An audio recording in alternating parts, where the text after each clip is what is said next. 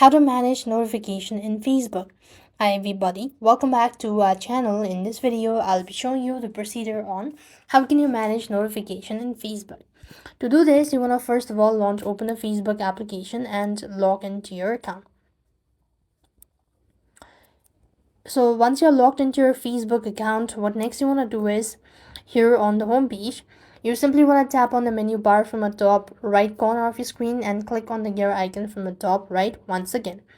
After you click on the settings, or after you go to the options, here you want to simply go to preferences and click on notification. Alright, then when you go to the notification section, you want to make sure to go ahead and click on notification, and here you have these options, right? Accordingly, you go and make changes with that, and that is how you could manage notification in Facebook. Next, what you need to do is, other than that, if you don't want to go with the lengthy process, you could long press the app and then click on the app info icon. You could simply click on notification and toggle off the button, and this is also another way of managing your notification. So that's all for this video. I hope the video was helpful. Make sure to like, share and subscribe. Thank you for watching. See you in the next video.